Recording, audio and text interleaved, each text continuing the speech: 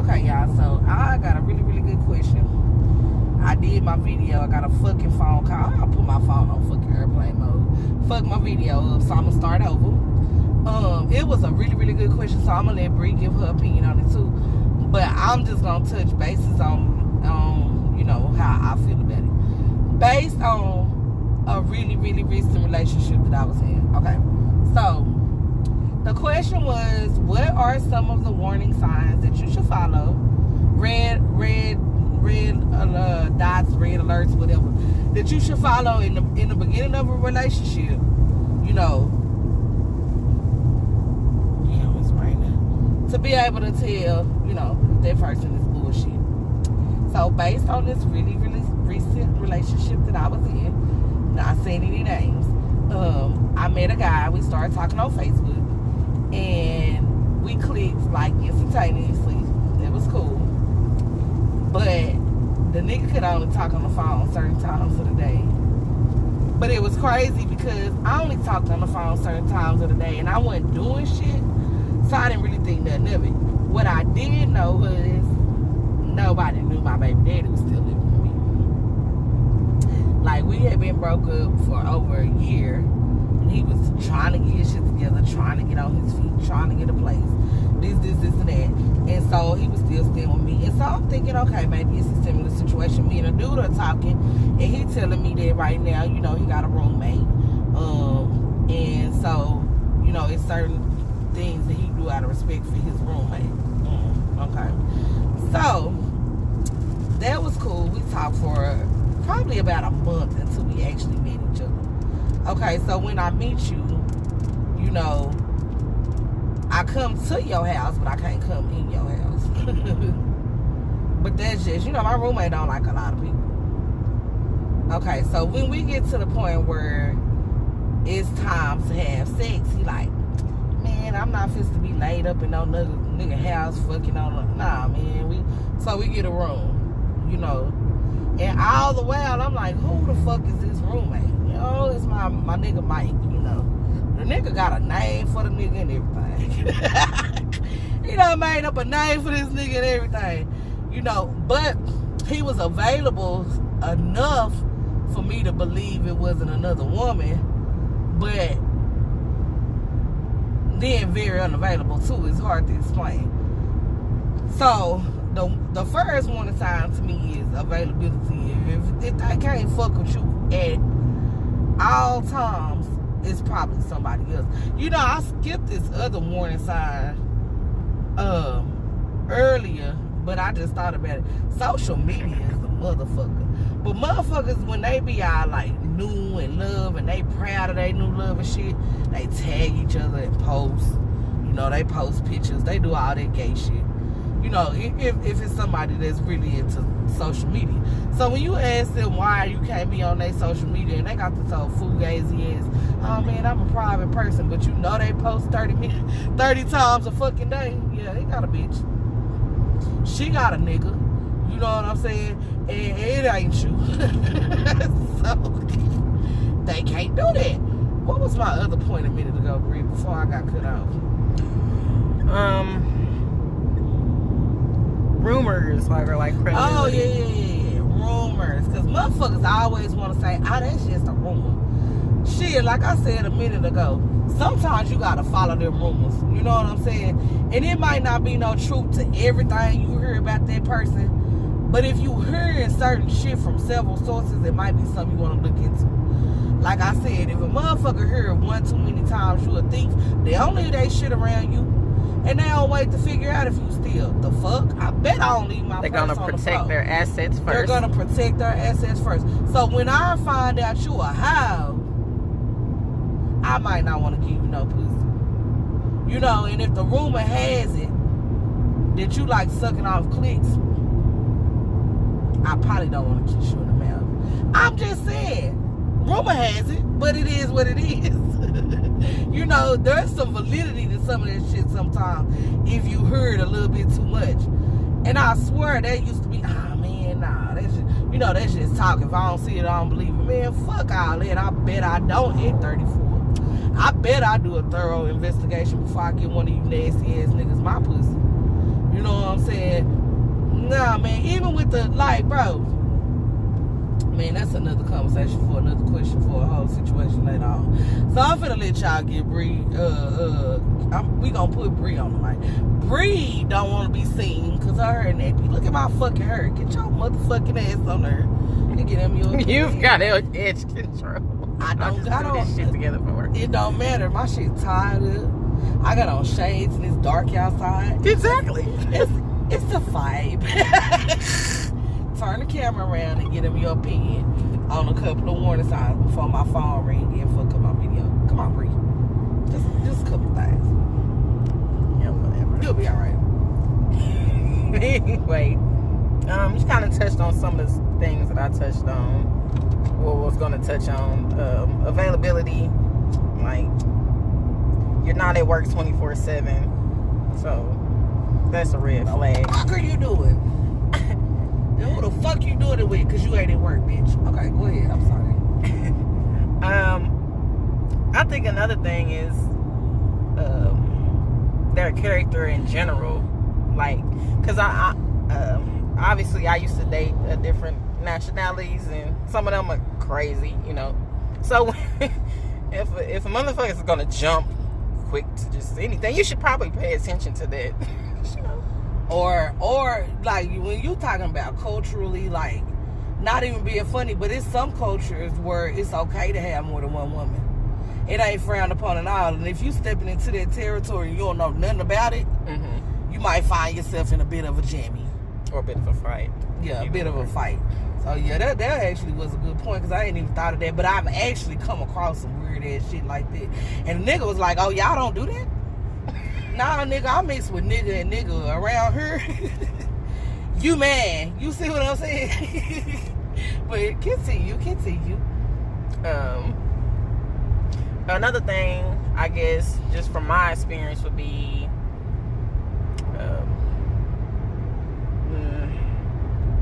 endeavors.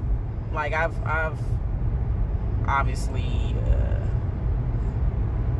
like if you don't have anything, like you don't have any kind of drive, or you just like working is cool and stuff like that, but I mean a plan, you know, right. Motivation. They want more than what they got. Yeah, and niggas nowadays, or a lot of niggas, you know, they might look like they got it. They just, I don't know where they got it from, you know. They bitch. You know. They work usually hard. Yeah, exactly. So, flossing, if a nigga really got it, they don't have to do all that. Yeah. So I would say that's a red flag. Just because they drive nice cars and shit don't mean that they... I'm gonna bring, motivation is a good one because I'm gonna bring that back to the relationship I was just speaking on. Okay, so when I started talking to dude tell me, you know, he in between jobs and he got this and he got that going on. Oh, it's cool, I got you. So let me help you with this and let me help you with that and let me help you. And then I look up and I'm like, fuck, I think I'm tricking. Cause I'm steady giving you money and giving you assets and taking you here and taking you there to get on your feet. You see what I'm saying? And 6 months down the line, you still sitting down, nigga. If you can't stand up on your own too, by then, I done started to believe that that's not what you got going on. You see what I'm saying? You taking my money and you doing what the fuck you want to do with your money. But that's a red flag. Man, that's a grown-ass man. And you know, this is something that I preach all the time, so I really knew better. I preach all the time fucking with a motherfucker that's equally yoked as you. It's said in the Bible, but when I say it, I mean that in the sense of, it probably sound fucked up, but I got my own house. I got my own car. I take care of my fucking kids. You see what I'm saying? And I got some hustles and I make money and I do what I want to do. You see what I'm saying? So, if I'm gonna fuck with a nigga, really the bare minimum should be his own car and his own house. That cuts out a lot of jealousy and hate and shit in relationships. I've actually dealt with relationships where a man was jealous of me having more because he didn't want to get out there and go get it. The nigga was competing with me. Like, I got a new car. Oh, I got a new car too. Like, nah, man, this ain't no competition. None of that shit. A relationship is a partnership. But red flag was he wasn't on my level to begin with. You see what I'm saying? I should have never started up with somebody who didn't understand the type of shit that I understand. That's not accustomed to what I'm accustomed to. And then we wouldn't have those kind of problems. Y'all took the mic from Brie again. I'm sorry, but you know, this really was a good ass question for me because I've been slipping. You know what I'm saying? And a bitch really had got to the point where I been ignoring red flags. Fucking with niggas because, oh, the chemistry is so good and it feels so real. Man, fuck all that. And I done got my G back. You understand? I don't give a fuck about none of that shit because I know now that I can find all that shit and still find it in a man that's stable and got his shit together and is working on having more. So, I got something. Yeah, go ahead. Okay, I'm talking about like family too. Like you, like interacting with their family. Now that can be kind of iffy because you know you got people out here that do have family that's not, you know, the best people to be around. Some, you know, hanging around people. That's a real good one, though, Bree. Yeah, you right.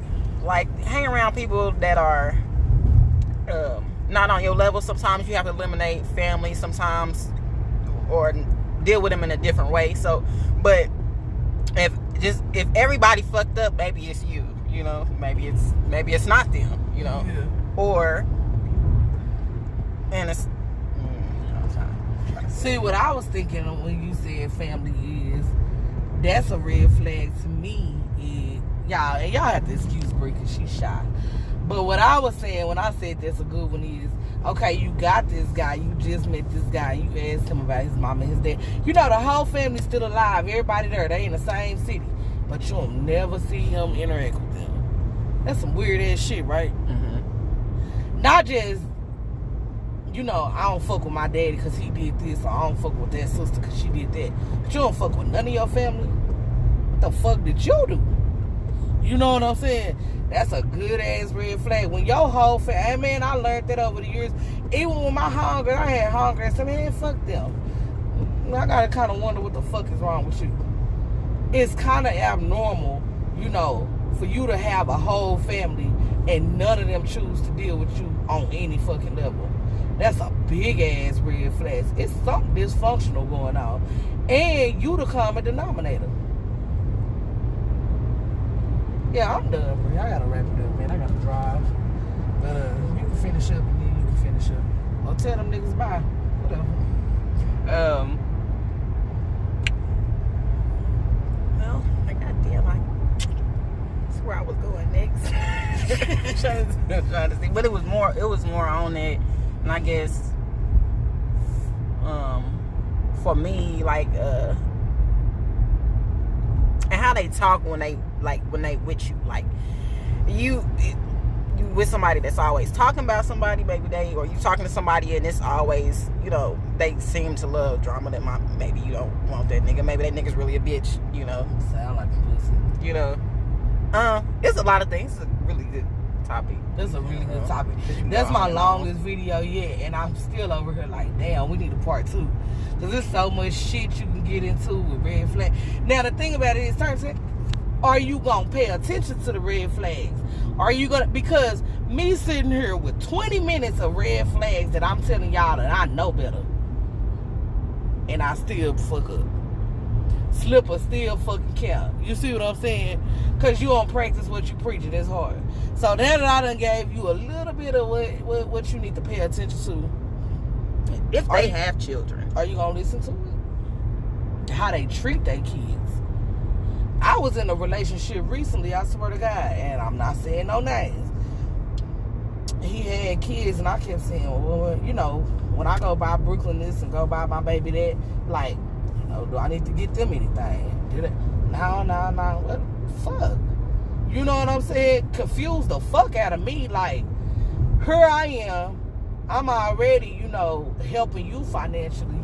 But then I feel funny helping a grown-ass man financially and not doing for his kids if that's my man. You know, my daughter spoiled as shit. So I want to take care of your kids like I take care of my kid. If you my man. Wasn't concerned, you know, and we traveling and shit, and his kids is in another city, and I'm just like, let's go this way, you know, to go see your kids. Oh, we'll do that another time. The fuck? But nah, my kids know I love them, and they well taken care of. But I start questioning, like, who the fuck take care of them well? Because it ain't you. You know what I'm saying? That's a big-ass warning sign. A nigga don't give a damn about they kids. You see what I'm saying? I can't get with it because I need one that's going to value mine. And in the end, it was what it was. My daughter was attached to him, and he got up and walked away from the situation like it wasn't shit. But why did I expect anything else when he don't got no regards for his own? And then when it comes to that, it's like, if that person have kids, could you really see yourself with that person if they don't take care of their own kids? Hell no. You know, that's something to think about. And that's one thing, you know, about that particular relationship. I always be like, if he ever got his shit together, I will go back. But there's one moment where I always stop and reflect. Like, I did not fuck with the way this man treated his kids. You see what I'm saying? And I did not like the fact that when me and him broke up, it was a big ass kind of fuck you to my baby, you know. Because I'm going to see you out and I'm going to see your kids and I'm going to still say hi. Hey, you know, how you been? How's school? I don't gotta fuck with your parent. But kids don't really have a lot to do with it. But like I said, he ain't have no regards for his. So how can I expect for him to regard mine? I'd be a damn fool to lay up and make one with him. You see what I'm saying? But yeah, man, I could go on that topic for forever. So I'm gonna have to cut this video out because this whole done got longer than a bitch. We might actually do a part 2 today when I'm not driving, so y'all stay tuned for that. But keep the questions coming in. Y'all can inbox me on Snapchat. It's listed on my channel how to do that. You can DM me on Instagram.